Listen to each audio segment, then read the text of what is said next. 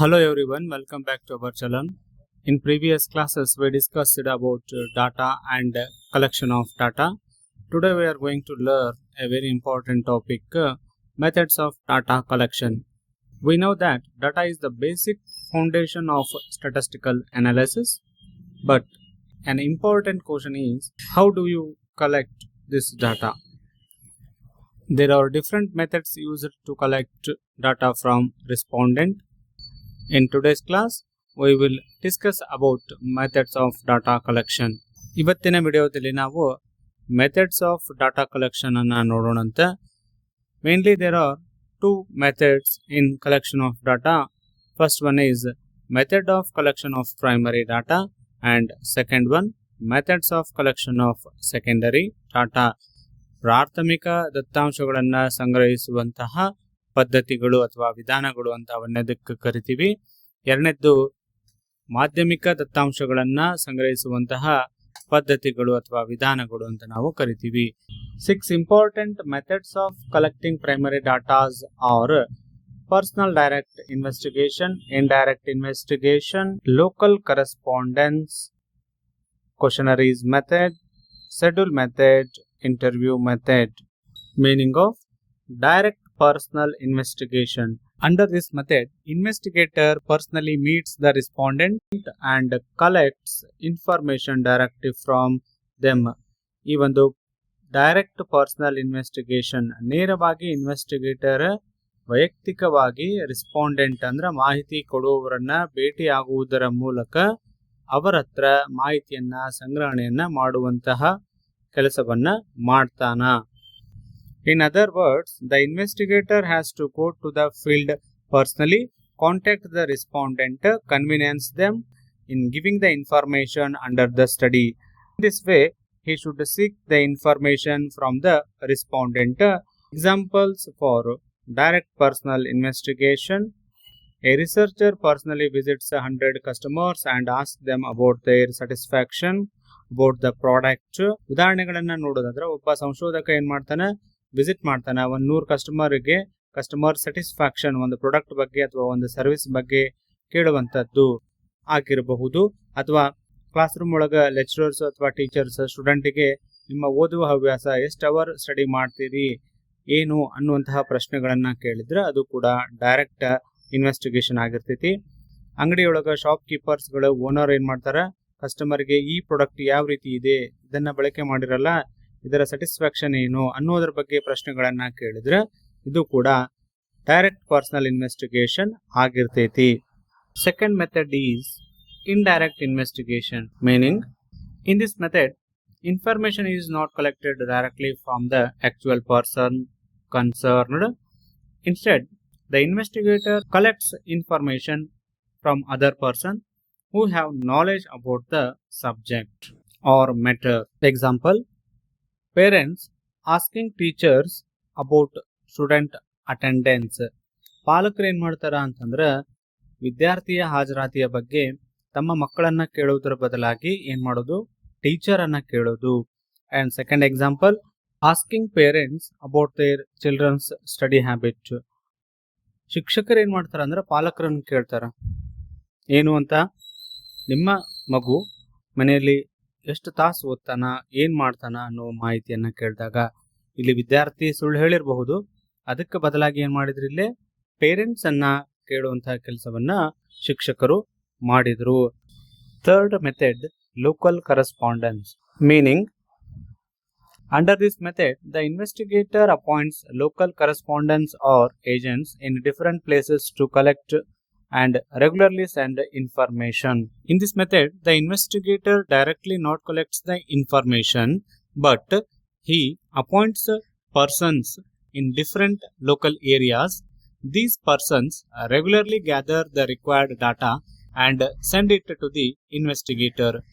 ಈ ಒಂದು ಪದ್ಧತಿಯನ್ನ ನಾವು ಕನ್ನಡದಲ್ಲಿ ಸ್ಥಳೀಯ ವರದಿಗಾರರು ಅಥವಾ ಏಜೆಂಟರ ಮೂಲಕ ಮಾಹಿತಿಯನ್ನ ಸಂಗ್ರಹ ಮಾಡುವ ಪದ್ಧತಿ ಅಂತ ಕರಿಬಹುದು.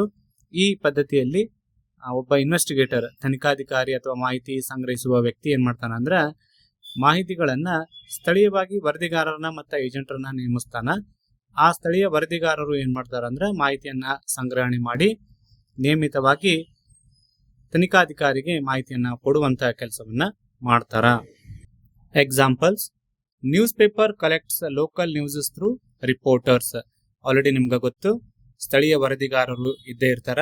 ತಾಲೂಕು ಮಟ್ಟದಿಂದ ಹಿಡಿದು ಜಿಲ್ಲಾ ಮಟ್ಟ ಹಾಗೂ ರಾಜ್ಯ ಮಟ್ಟದಲ್ಲಿ ಪತ್ರಿಕಾ ವರದಿಗಾರರು ಅಂತ ನೇಮಕ ಆಗಿರ್ತಾರ. ಅವ್ರ ಕೆಲಸ ಏನು? ಲೋಕಲ್ ನ್ಯೂಸ್ಗಳನ್ನ ಕೊಡುವಂತ ಕೆಲಸವನ್ನ, ಮೇಲಿನ ಅಧಿಕಾರಿಗಳಿಗೆ ಕೊಡುವಂತ ಕೆಲಸವನ್ನ ಮಾಡ್ತಾರ. ಮುಖ್ಯ ಸಂಪಾದಕರಿಗೆ ಕಳಿಸುವಂತ ಕೆಲಸವನ್ನ ಮಾಡ್ತಾರ. ಇದು ಕೂಡ ಅದಕ್ಕೊಂದು best example. Company collect market prices through local agents. ಕಂಪನಿನೂ ಕೂಡ ಏನ್ ಮಾಡ್ತೈತಿ? ಲೋಕಲ್ ಏಜೆಂಟ್ ಗಳನ್ನ ನೇಮಕ ಮಾಡಿರ್ತೈತಿ. ಅವರ ಮೂಲಕ ಏನ್ ಮಾಡೋದು? ಮಾಹಿತಿಯ ಸ್ಥಿತಿಗತಿಗಳನ್ನ ತಿಳಿದುಕೊಳ್ಳುವಂತ ಕೆಲಸವನ್ನ ಮಾಡ್ತೈತಿ. Fourth method is questionnaires method.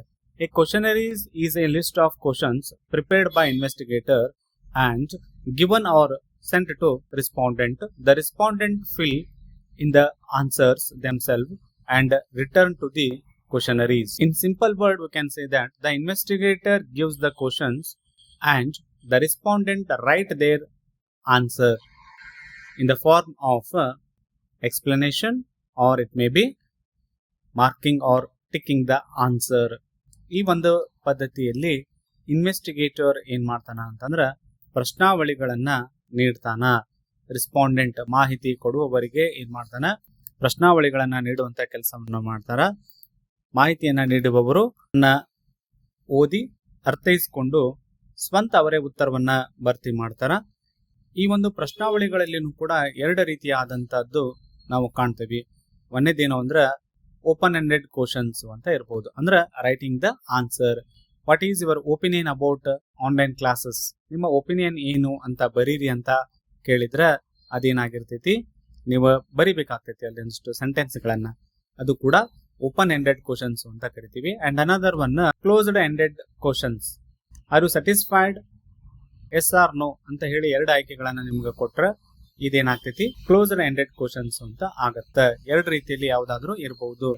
Almost ನೀವು ಆನ್ಲೈನ್ ಶಾಪಿಂಗ್ ಮಾಡುವಾಗ ಅಥವಾ ಯಾವ್ದಾರ ಪ್ಲೇಸ್ಟೋರ್ ಒಳಗ ಆಪ್ ಡೌನ್ಲೋಡ್ ಮಾಡಿದಾಗ ರೇಟಿಂಗ್ ಕೊಡೋದು ಅಥವಾ ಪ್ರಾಡಕ್ಟ್ ಬಗ್ಗೆ ಕಮೆಂಟ್ ಅನ್ನ ಬರೆಯೋದು, ಇವೆಲ್ಲವೂ ಕೂಡ ಏನಾಗಿರ್ತಾವ ಅಂತಂದ್ರ ಕ್ವಶನರಿ ಮೆಥಡ್ ಆಗಿರ್ತಾವ. Examples of this method: college sending a Google form to the student about classes. ಕ್ಲಾಸಸ್ಗಳ ಬಗ್ಗೆ ಏನು ನಿಮ್ಮ ಒಪಿನಿಯನ್ ಇದೆ? ಒಂದು ಸಬ್ಜೆಕ್ಟ್ಗಳ ಬಗ್ಗೆ, ಒಬ್ಬ ಶಿಕ್ಷಕರ ಬಗ್ಗೆ ನಿಮ್ಮ ಒಪಿನಿಯನ್ ಏನಿದೆ ಅಂತ ಹೇಳಿ ಗೂಗಲ್ ಫಾರ್ಮ್ ಅನ್ನ ನಿಮ್ಗೆ ವಾಟ್ಸಪ್ಪಿಗೋ ಅಥವಾ ನಿಮ್ಮ ಮೇಲಿಗೋ ಕಳಿಸಿದ್ರ ನೀವು ಅಲ್ಲಿ ಕೆಲವೊಂದಿಷ್ಟು ಕ್ವಶನ್ಸ್ ಗಳನ್ನ ಅವ್ರು ಕೇಳಿರ್ತಾರ, ಮಾರ್ಕ್ ಮಾಡಿ ಕಳಿಸ್ತೀರಿ. ಅದು ಕೂಡ ಕ್ವಶನರೀಸ್ ಮೆಥಡ್ ಆಗಿದೆ. Company asking customers to fill a feedback form. E commerce website, Flipkart, Amazon ಇವರೆಲ್ಲ ನೀವು ಪ್ರಾಡಕ್ಟ್ ಅನ್ನ ಪರ್ಚೇಸ್ ಮಾಡಿದ್ಮೇಲೆ ಫೀಡ್ಬ್ಯಾಕ್ ಕೇಳ್ತಾರ. ಫಾರ್ಮ್ ಇರಬಹುದು ಅಥವಾ ರೇಟಿಂಗ್ ಕೊಡೋದಿರಬಹುದು. ಇವೆಲ್ಲವೂ ಕೂಡ ಏನಾಗಿರ್ತೈತಿ? ಈ ಮೆಥಡ್ ದ ಎಕ್ಸಾಂಪಲ್ ಆಗಿದೆ. Fifth method, schedule method. A schedule is a list of questions prepared by the investigator. A trained enumerator ask these questions to the respondent and records their answer. In simple language, we can say that the enumerator asks the questions and writes or records the respondent answers. ಐದನೇ ಪದ್ಧತಿ ಯಾವುದು ಅಂತಂದ್ರ ವೇಳಾಪಟ್ಟಿ ಪದ್ಧತಿ ಅಂತ ಕರಿತೀವಿ. ಇಲ್ಲಿ ತನಿಖಾಧಿಕಾರಿ investigator ಏನ್ ಮಾಡ್ತಾರ ಅಂದ್ರೆ ಕೆಲವೊಂದಿಷ್ಟು ಕ್ವಶನ್ಸ್ ಗಳನ್ನ ಸಿದ್ಧ ಮಾಡಿರ್ತಾನ. ಆ ಪ್ರಶ್ನೆಗಳನ್ನ ಯಾರು ಕೇಳ್ತಾರ ಅಂತಂದ್ರ ತರಬೇತಿ ಪಡೆದಂತಹ ಶೆಡ್ಯೂಲ್ ಅಂದ್ರ ಗಣತಿದಾರರು ಕೇಳ್ತಾರ. ಮತ್ತ ವ್ಯಕ್ತಿಗಳಿಂದ ಮಾಹಿತಿಗಳನ್ನ, ಅವರ ಪ್ರತಿಕ್ರಿಯೆಗಳನ್ನ, ಉತ್ತರಗಳನ್ನ ದಾಖಲಿಸುವಂತಹ ಕೆಲಸವನ್ನ ಮಾಡ್ತಾರ. ಎಕ್ಸಾಂಪಲ್ ಸೆನ್ಸಸ್, ಜನಗಣತಿ ಅಂತ ನಾವು ಕರಿತೀವಿ. ಇಲ್ಲೇನ್ ಮಾಡ್ತಾರ? Enumerator visits the households and records the information about family members. ಗಣತಿದಾರರು ಅಂತ ಇರ್ತಾರ. ಅವರು ಮನೆ ಮನೆಗೆ ಭೇಟಿ ನೀಡಿ ಪ್ರಶ್ನೆಗಳನ್ನ ಕೇಳಿ ಕುಟುಂಬದ ಸದಸ್ಯರ ಬಗ್ಗೆ ಮಾಹಿತಿಯನ್ನ ದಾಖಲೆ ಮಾಡುವಂತ ಕೆಲಸವನ್ನ ಮಾಡ್ತಾರ. ಅನದರ್ ಬೆಸ್ಟ್ ಎಕ್ಸಾಂಪಲ್ ಯಾವುದು ಅಂತಂದ್ರ ಈಗ ಸದ್ಯ ಚುನಾವಣಾ ಆಯೋಗ ನಡೆಸ್ತಾ ಇರುವಂತಹ SIR ದಲ್ಲಿ ಏನಾಗ್ತೈತಿ? ಬೂತ್ ಲೆವೆಲ್ ಆಫೀಸರ್ಸ್ ಏನ್ ಮಾಡ್ತಾರ? ಮತದಾರರನ್ನ ಭೇಟಿಯಾಗಿ ಅವ್ರ ಹತ್ರ ಮಾಹಿತಿಗಳನ್ನ ಸಂಗ್ರಹಿಸುವಂತಹ ಕೆಲಸವನ್ನ ಮಾಡ್ತಾರ. ಈಗಾಗಲೇ ಎಲ್ಲರ ಮನೆ ಮನೆಗೆ ಅದರ ಫಾರ್ಮ್ ಅನ್ನ ಕೊಡುವುದು, ತುಂಬಿಸುವಂತಹ ಕೆಲಸ ಹಾಗೂ ಅವುಗಳನ್ನ ಕಲೆಕ್ಟ್ ಮಾಡುವಂತಹ ಕೆಲಸವನ್ನ ಬೂತ್ ಲೆವೆಲ್ ಆಫೀಸರ್, ಅಂಗನವಾಡಿಯ ಶಿಕ್ಷಕರು ಮತ್ತೆ ಇತರೆ ಅಧಿಕಾರಿಗಳು ಮಾಡಿದ್ರು. ಇದು ಕೂಡ ಇದಕ್ಕೊಂದು ಬೆಸ್ಟ್ ಎಕ್ಸಾಂಪಲ್ ಆಗಿದೆ. Last method, interview method. Meaning, interview method is a method of collecting primary data in which the investigator directly asks questions to the respondents and records their answer. In this method, investigator asks directly questions to the respondent and collects the answers from the respondent. ಈ ಪದ್ಧತಿಯೊಳಗ ಏನ್ ಮಾಡ್ತಾರ ಅಂತಂದ್ರ investigator ಅಥವಾ interviewer ಏನ್ ಮಾಡ್ತಾನ, ನೇರವಾಗಿ ಪ್ರಶ್ನೆಗಳನ್ನ ಕೇಳುವಂತ ಕೆಲಸವನ್ನ ಮಾಡ್ತಾನ. ಇದಕ್ಕೆ ಕನ್ನಡದಲ್ಲಿ ನಾವು ಸಂದರ್ಶನ ವಿಧಾನ ಅಂತ ಕರಿತೀವಿ. ಪ್ರಾಥಮಿಕ ದತ್ತಾಂಶಗಳನ್ನ ಸಂಗ್ರಹಿಸುವಂತಹ ಒಂದು ವಿಧಾನ ಇದಾಗಿದೆ. ತನಿಖಾಧಿಕಾರಿ ಏನ್ ಮಾಡ್ತಾರ, ಪ್ರತಿಕ್ರಿಯಿಸುವವರು ಅಥವಾ ಮಾಹಿತಿ ನೀಡುವವರಿಗೆ ನೇರವಾಗಿ ಪ್ರಶ್ನೆಗಳನ್ನ ಕೇಳಿ ಅವರಿಂದ ಉತ್ತರಗಳನ್ನ ದಾಖಲಿಸುವಂತಹ ಕೆಲಸವನ್ನ ಮಾಡ್ತಾರ. Examples of this method: A teacher ask students about there study habit. ಒಬ್ಬ ಶಿಕ್ಷಕ ವಿದ್ಯಾರ್ಥಿಗಳ ಓದುವ ಹವ್ಯಾಸದ ಬಗ್ಗೆ ಏನ್ ಮಾಡುವುದು, ಅವನನ್ನ ವೈಯಕ್ತಿಕವಾಗಿ ಪ್ರಶ್ನೆಗಳನ್ನ ಕೇಳುವಂತದ್ದು ಮಾಡುವುದು. A researcher ask customers about there shopping experiences. ಒಬ್ಬ ಸಂಶೋಧಕ, ಸಂಶೋಧನೆ ಮಾಡುವಂತಹ ವ್ಯಕ್ತಿ ಏನ್ ಮಾಡ್ತಾನ, ಗ್ರಾಹಕರಿಗೆ ಅವರ ಒಂದು ಖರೀದಿಯ ಅನುಭವವನ್ನ ಹೇಳಿ ಅಂತ ಏನ್ ಮಾಡಬಹುದು, ಡೈರೆಕ್ಟ್ ಆಗಿ ಇಂಟರ್ವ್ಯೂವನ್ನ ಮಾಡಬಹುದು. A company ask employees about there job satisfaction. ಕಂಪನಿಗಳು ಕೂಡ ಏನ್ ಮಾಡ್ತಾರ, ನೇರವಾಗಿ ಉದ್ಯೋಗಿಗಳನ್ನ ವೈಯಕ್ತಿಕವಾಗಿ ಸಂಪರ್ಕಿಸಿ ಅವರ ಒಂದು ಉದ್ಯೋಗದ ಸಂತೃಪ್ತಿಯ ಬಗ್ಗೆ ಏನ್ ಮಾಡಬಹುದು, ಪ್ರಶ್ನೆಗಳನ್ನ ಕೇಳಬಹುದು. ಜಾಬ್ ಇಂಟರ್ವ್ಯೂ ಕೂಡ ಇದಕ್ಕೊಂದು ಎಕ್ಸಾಂಪಲ್ ಆಗಿರ್ತೈತಿ. ಪ್ರೈಮರಿ ಡಾಟಾ ಕಲೆಕ್ಷನ್ ಮೆಥಡ್ಸ್ ನ 6 ಈ ಮೆಥಡ್ಗಳದ ಡಿಟೇಲ್ಡ್ ಆದಂತಹ ಮೀನಿಂಗು, ಎಕ್ಸಾಂಪಲ್, ಅಡ್ವಾಂಟೇಜು, ಡಿಸ್ಅಡ್ವಾಂಟೇಜ್ಗೆ ಸಂಬಂಧಪಟ್ಟಂಗೆ ಪ್ರತಿಯೊಂದು ಮೆಥಡಿನ ವಿಡಿಯೋನ ಈ ಒಂದು ಚಾನಲ್ನಲ್ಲಿ ಅಪ್ಲೋಡ್ ಮಾಡಲಾಗಿದೆ ಸಪರೇಟ್ ಆಗಿ. ಹೆಚ್ಚಿನ ಮಾಹಿತಿಗಾಗಿ ಆ ವಿಡಿಯೋನ ಕೂಡ ನೀವು ನೋಡಿ.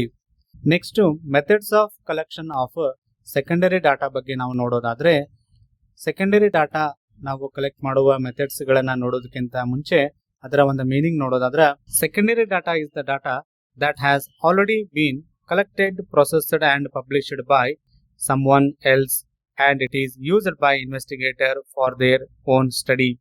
ಸೆಕೆಂಡರಿ ಡಾಟಾ ಅಂದ್ರೆ ಏನರ್ಥ ಅಂದ್ರೆ, ಆಲ್ರೆಡಿ ಒಬ್ಬ ವ್ಯಕ್ತಿ ಕಲೆಕ್ಟ್ ಮಾಡಿರುವಂತಹ ಮಾಹಿತಿಯನ್ನ ಪ್ರೊಸೆಸ್ ಮಾಡಿ ಎಲ್ಲ ರೆಡಿ ಮಾಡಿಟ್ಟಿರ್ತಾನ. ಅಂತಹ ಮಾಹಿತಿಯನ್ನ ಬೇರೊಬ್ಬ ವ್ಯಕ್ತಿ ಬಳಕೆ ಮಾಡಿಕೊಂಡ್ರೆ ಅದಕ್ಕೆ ಸೆಕೆಂಡರಿ ಡಾಟಾ ಅಂತ ಹೇಳಿ ನಾವು ಕರಿತೀವಿ. The methods are sources of collecting secondary data are mainly divided into 2 categories or types. First one is published sources and another one is unpublished sources. Let us understand the meaning of published sources. Meaning, published sources are the sources where the data has already been collected, processed, published by someone and made available to public or people. Published sources ಅಂದ್ರೆ ಅರ್ಥ ಏನು, ಈಗಾಗಲೇ ಒಬ್ಬ ವ್ಯಕ್ತಿ ಮಾಹಿತಿಯನ್ನ ಸಂಗ್ರಹಣೆ ಮಾಡಿರ್ತಾನ, ಅದನ್ನ process ಕೂಡ ಮಾಡಿರ್ತಾನ, ಮತ್ತ ಅದರ ಜೊತೆಗೆ ಅವುಗಳನ್ನ ಏನ್ ಮಾಡಿರ್ತಾನ ಅಂತಂದ್ರ ಸಾರ್ವಜನಿಕರಿಗೆ ಲಭ್ಯ ಆಗುವ ರೀತಿಯಲ್ಲಿ, ಜನರಿಗೆ ಲಭ್ಯ ಆಗುವ ರೀತಿಯಲ್ಲಿ ಮಾಹಿತಿಗಳನ್ನ ಇಟ್ಟಿರ್ತಾನ. ಅದಕ್ಕೆ ನಾವು ಪಬ್ಲಿಷ್ಡ್ ಸೋರ್ಸಸ್ ಅಂತ ಹೇಳಿ ಕರಿತೀವಿ. ಪಬ್ಲಿಷ್ಡ್ ಸೋರ್ಸಸ್ ದಲ್ಲಿ ಯಾವ್ಯಾವ ಬರ್ತಾವ ಅಂತ ನಾವು ನೋಡೋದಾದ್ರ, ಫಸ್ಟ್ ಒನ್ ಗೌರ್ಮೆಂಟ್ ಪಬ್ಲಿಕೇಶನ್ಸ್, ಸರ್ಕಾರ ಮಾಡುವಂತ ಪಬ್ಲಿಕೇಶನ್ಸ್ ಗಳಾಗಿರಬಹುದು. State government are it may be a central government collects and publish the various statistics like crop production, population, wage and labor statistics, trade statistics. ಇವುಗಳು ಕೂಡ ಇದಕ್ಕೆ ಎಕ್ಸಾಂಪಲ್ ಆಗಿದೆ. And census report, ಜನಸಂಖ್ಯೆಯ ವರದಿಗಳಾಗಿರಬಹುದು. RBI reports, banking ಸೆಕ್ಟರ್ಗೆ ಸಂಬಂಧಪಟ್ಟಂಗೆ.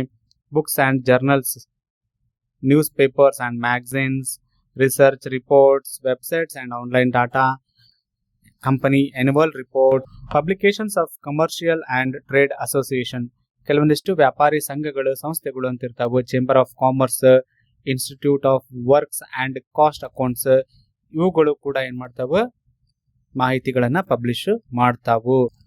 Publications of private organisation, ಕೆಲವೊಂದಿಷ್ಟು ಖಾಸಗಿ ಸಂಸ್ಥೆಗಳು ಏನ್ ಮಾಡ್ತಾವ, ಅವರು ಕೂಡ ಮಾಹಿತಿಗಳನ್ನ, ಕ್ಲಬ್ಸ್, ರಿಸರ್ಚ್ ಬ್ಯೂರೋಗಳು, ಯೂನಿವರ್ಸಿಟಿಗಳು ಆಗಿರ್ಬಹುದು, ಅವರು ಕೂಡ ಏನ್ ಮಾಡ್ತಾರ ಅಂತಂದ್ರೆ ಮಾಹಿತಿಗಳನ್ನ ಪಬ್ಲಿಷ್ ಮಾಡ್ತಾ ಇರ್ತಾರ.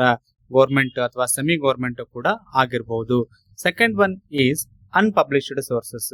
Unpublished sources are sources where data has been already collected, processed by someone, but it has not been published or made available to general public.